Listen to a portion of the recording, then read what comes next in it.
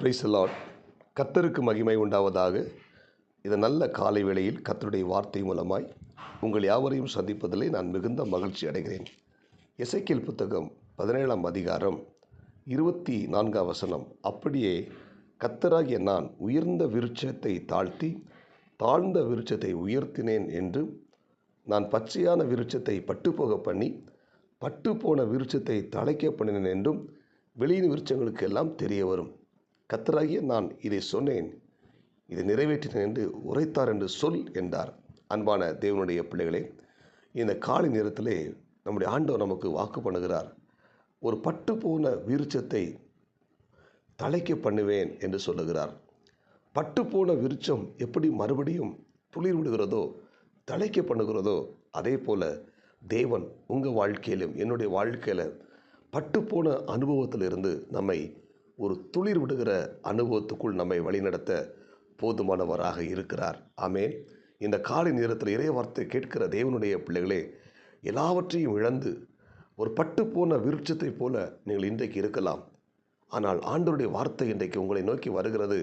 அந்த பட்டுப்போன விருட்சத்தை தழைக்க பண்ணின ஆண்டவர் இன்றைக்கு உங்களையும் என்னையும் தழைக்க பண்ணுவாராக. ஆமென். யோபுடைய சரித்திரத்தை நாம் வாசித்து பார்ப்போமானால், யோபு ஒரே நாளில் எல்லாவற்றையும் இழந்து போய்விடுகிறார். அவருடைய ஆஸ்தி, அவருடைய உடைமைகள், அவருடைய செல்வங்கள், அவருடைய சொத்துக்கள், அவருடைய பிள்ளைகள் எல்லாவற்றையும் இழந்து ஒரு பட்டு போன மரத்தை போல் காணப்படுகிறார். எல்லாவற்றையும் இழந்து இருந்தாலும் அந்த யோபு தேவன் மேல் நம்பிக்கை வைத்திருந்தார். அவர் நம்பிக்கை சற்றும் குறைந்தபாடில்லை. சாத்தான் மூலமாய் சோதிக்கப்பட்ட அந்த யோபு கர்த்தர் மேல் வைராக்கியம் கொண்டான். ஒருபோதும் ஆண்டவரை விட்டு விலகாமல் எல்லாவற்றையும் இழந்து போனாலும் அவன் தேவன் மேல் நம்பிக்கையோடு கூட இருந்தார். சாத்தான் மறுபடியும் அவனை சோதிக்கிறார். அவருடைய சரீரத்தில் கொடிய பருக்களால் பெரிய பலவீனங்களை கொண்டு வந்து அந்த யோபுவை தாக்குகிறான். ஆனாலும் அந்த யோபு தன்னுடைய உத்தமத்தில் உறுதியாக இருக்கிறார்.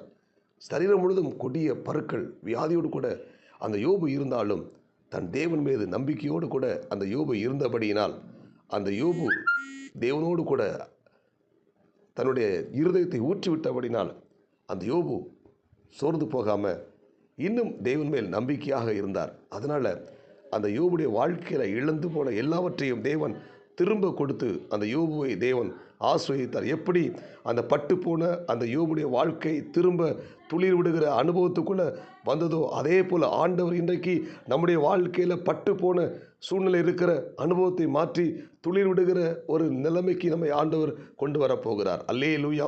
இந்த இறைவார்த்தை கேட்கிற தேவனுடைய பிள்ளைகளே, பட்டுப்போன மரத்தை போல இருந்த யோபு தேவன் மேல் விசுவாசமாக இருந்தபடியினால் அந்த யோபு இழந்து போன எல்லாவற்றையும் திரும்ப பெற்று எப்படி அந்த பட்டுப்போன மரம் மறுபடி துளிர் விட்டதோ தழைக்கப்படினாரோ அதே போல் யோபு திரும்பவும் ஆஸ்வதிக்கப்படுகிறான். இந்த இறைவார்த்தை கேட்கிற தேவனுடைய பிள்ளைகளே, உங்களையும் என்னையும் ஆண்டவர் திரும்பவும் தழைக்க பண்ணுவாராக. சோர்ந்து போகாதீங்க. பலவீனத்தோடு கூட இருக்கலாம், வியாதியோடு கூட இருக்கலாம், கடன் பாரத்தோடு கூட இருக்கலாம், என்ன செய்ய போகிறோன்னு தெரியாமல் அங்கலாய்த்து கொண்டிருக்கலாம். கவலைப்படாதீர்கள். பட்டு போன மரத்தை துளிர்விட பண்ணுகிற தேவன் இன்றைக்கு நம்முடைய வாழ்க்கையில் ஒரு துளிர் விடுகிற அனுபவத்தை தேவன் தருவாராக. அல்லேலூயா. அங்கே யாத்திராகமத்தின் புத்தகத்தை வாசித்து பார்ப்போமானால், அங்கே மோசேயின் காலத்தில் அங்கே ஒரு வாக்குவாதம் உண்டாகிறது. மோசேயை மட்டும்தான் தேவன் தேர்ந்தெடுத்தாரா, ஆரோனை மட்டும்தான் தேர்ந்தெடுத்தாரா, எங்களை தேர்ந்தெடுக்கவில்லை என்று சொல்லும்போது அங்கே எல்லாருடைய கோல்கள் கொண்டு வரப்படுகிறது. அங்கே ஆரோனுடைய கோலும் கொண்டு வரப்படுகிறது. அந்த ஆரோனுடைய காய்ந்த கோல் தேவனுடைய சமூகத்தில் வைக்கும்போது மற்றவருடைய கோல்கள் துளிர் விடலை, அந்த ஆரோனுடைய கோல் துளிர் விட்டது. அல்லேலூயா. அது பூ பூத்தது. செத்துப்போன அந்த கோல் அது வாதுமை பழங்களை கொடுத்தது என்று நாம் பார்க்கிறோம். அன்புக்குரிய தேவனுடைய பிள்ளைகளே, ஆரோனுடைய கோல் துளிர்விட காரணம் என்ன? இந்த ஆரோன் தேவனால் தெரிந்து கொள்ளப்பட்டவன். அல்லேலூயா. அவன் தேவனால் தெரிந்து கொள்ளப்பட்டவன். தேவ சமூகத்தில் வரும்போது அவன் துளிர் விடுகிறான். அல்லேலூயா. அந்த அனுபவத்தை இன்றைக்கு நம்முடைய வாழ்க்கையில் ஆண்டு தரப்போகிறார். நாம் தேவனால் தெரிந்து கொள்ளப்பட்ட தேவனுடைய பிள்ளைகள். தேவன் நம்மோடு கூட இருக்கிறார். எனவே நாம் தேவ சமூகத்தில் போய் நம்மை வைக்கும்போது, நம்முடைய சூழ்நிலையை வைக்கும்போது, நம்முடைய கஷ்டங்களையும் நம்முடைய வியாகுலங்களையும் நம்முடைய கடன் பாரங்களையும் நம்ம தேவ சமூகத்தில் கொண்டு போய் நிறுத்தும்போது தேவன் நம்முடைய வாழ்க்கையில் ஒரு துளிர் விடுகிற அனுபவத்தை தருவாராக. இந்த இறைவார்த்தை கேட்கிற தேவனுடைய பிள்ளைகளை, நாம் தேவ சமூகத்தில் போகும்போது, அவரை துதிக்கும்போது, அவரை ஆராதிக்கும்போது நம்முடைய வாழ்க்கையில் மரித்து போன நிலைமையில் இருந்த செத்து போன நிலைமையில் இருந்த எல்லாவற்றையும் மாற்றி ஆண்டவர் நம்மை துளிர் விடுகிற ஒரு நல்ல ஒரு விருட்சமாய் மாற்றப் போகிறார். விசுவாசிக்கிறீங்களா? நீங்கள் இருக்கிற இடத்துல உங்களை ஆண்டவர் துளிர்விட பண்ணுவார்.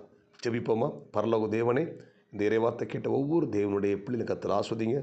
நாங்கள் ஒவ்வொருத்தரும் ஆண்டவர் துளிர் விடுகிற ஒரு விருட்சமாய் காணப்பட உதவி செய்வீராக. இந்த இறைவார்த்தை கேட்ட எல்லாரையும் பொறுப்படுத்திக் கொள்ளுங்க. இந்த நாளுக்குரிய கிருபை கொடுங்க. இயேசுவின் நாமத்தில் ஜெபிக்கிறோம் நல்ல பிதாவே, ஆமென். ஹல்லேலூயா. கர்த்தர் உங்களை ஆஸ்வதிப்பாராக. இந்த நாள் கர்த்தர் உண்டு பண்ணின நாள். இதில் மகிழ்ந்திருப்போம். கர்த்தர் பெரிய காரியத்தை செய்வாராக. ஆமென்.